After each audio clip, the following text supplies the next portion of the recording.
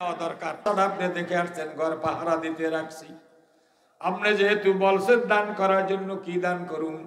আমার দিকে সবাই তাকান।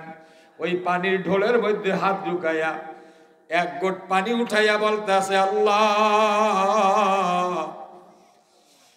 বড় পীর আব্দুল কাদের জিলানীর কথা কোনোদিনও মিথ্যা হইতে পারে না। জবরদস্ত বুজুর্গ, পীরানে পীর দস্তগীর, মাহবুবি সুবহানি কুতুবে রব্বানি আব্দুল কাদের জিলানী যখন বলছে দান করো, আমার দান করার কিছু নাই আল্লাহ, আমি এক গোট পানি তোমাকে দিয়া দিলাম।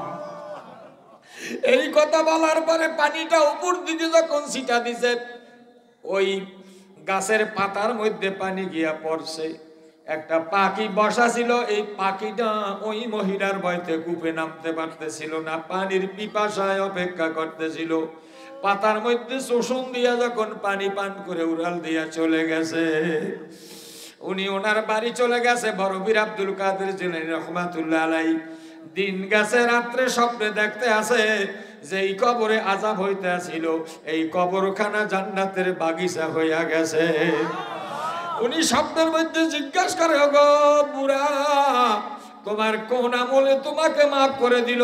বলতে আছে আব্দুল কাদের জিলানী রহমাতুল্লাহ আলাইহি যে দরখাস্ত করেছিল, আমার মেয়ে যে পানি উপর দিকে ছেড়ে দিয়েছিল, পাখি পান করেছিল, এই খাতিরে আল্লাহ আমারে মাফ করে দিয়েছে।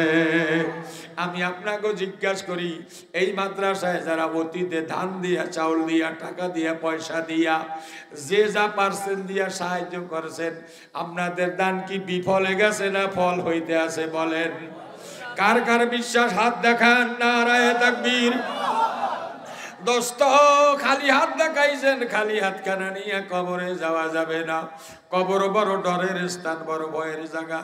আনা বাইতুল ওয়াহাদা, কবর একাকী ঘর। আনা বাইতুল ওয়াহাসা, কবর ভয়ের ঘর। আনা বাইতুদ